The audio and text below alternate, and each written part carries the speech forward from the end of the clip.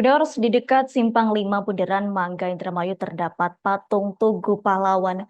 Adapun Tugu Pahlawan itu memang sengaja dibuat oleh pemerintah daerah pada tahun 2017 lalu dan tugu itu kini menjadi ruang terbuka hijau yang nyaman sebagai taman rekreasi.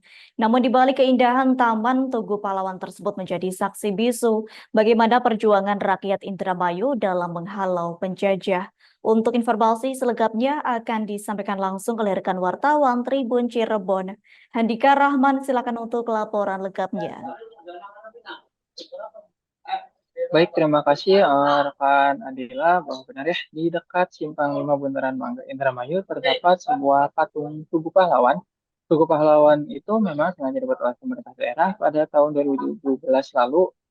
Tugu itu kini menjadi ruang terbuka hijau yang nyaman sebagai tempat rekreasi. Namun di balik keindahan taman, Tugu Pahlawan ini menjadi saksi bisu bagaimana perjuangan rakyat Indramayu dalam menghalau penjajah.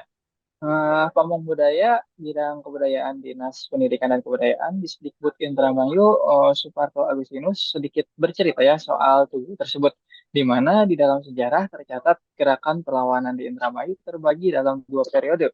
Pertama, gerakan perlawanan rakyat terhadap Jepang. Gerakan itu dipicu karena adanya kewajiban untuk menjalankan hasil tanaman padi kepada Jepang. Rakyat Indramayu di bawah pimpinan para tokoh kala itu melakukan perlawanan besar-besaran terhadap Jepang. Perlawanan itu juga terjadi hingga ke pelosok desa ya. Jepang memang diketahui pertama kali mendarat di Indramayu itu pada 3 Maret 1942 di Eretan. Mereka datang dan menuntut penduduk untuk memberikan hormat. Siapapun yang menolak akan dipukul atau diteriaki bagiro yang berarti bodoh. Sejak saat itu, rakyat Indramayu mulai murka terhadap Jepang. Kemarahan memuncak pada saat penduduk Indramayu yang mayoritas petani diwajibkan untuk menyerahkan hasil panennya. Hal ini pula yang menjadi pemicu pemberontakan masyarakat tani di Indramayu terhadap Jepang. Pada Maret 1944, petani yang ada di Desa Kaplongan memprotes keras kebijakan untuk menyerahkan hasil panen tersebut. Tentara Jepang yang ada di Cirebon setelah mendengar masalah itu langsung datang dengan senjata lengkap.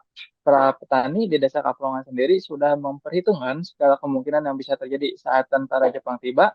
Mereka langsung melakukan perlawanan dengan menggunakan senjata bambu runcing, golok, tombak, hingga keris ya.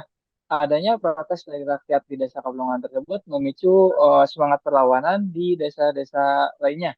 Kemudian gerakan kedua perlawanan rakyat Indramayu juga terjadi melawan Belanda ya, di mana kala itu eh, rakyat Indramayu bersama dengan TNI melakukan perlawanan.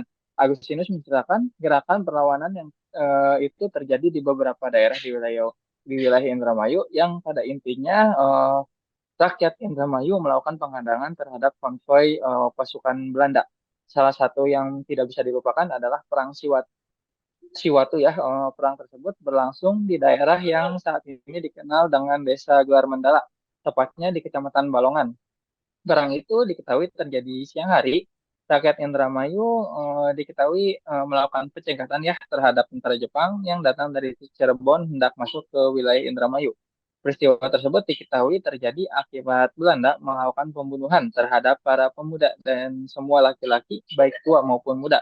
Selain melakukan pembunuhan, rumah-rumah warga juga dibakar ya. Penyebabnya diketahui karena adanya seorang pribumi bernama Magnun yang menjadi mata-mata Belanda. Ia kala itu melapor kepada Belanda bahwa di Siwatu menjadi basis pengungsian para pejuang. Peristiwa pembantaian pun langsung terjadi.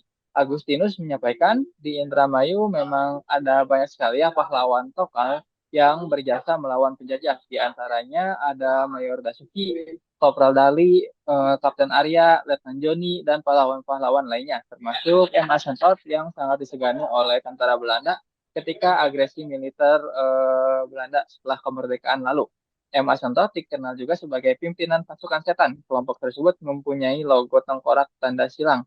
Agustinus juga berpesan di momen Hari Pahlawan pada 10 November 2024, ia mengajak kepada seluruh masyarakat untuk meneladani sosok pahlawan lokal maupun nasional ya, sehingga rasa nasionalisme masyarakat bisa terus dipupuk dan mempererat kesatuan dan persatuan Republik Indonesia. Demikian laporan langsung dari Indramayu Jawa Barat. Kembalikan lagi ke studio.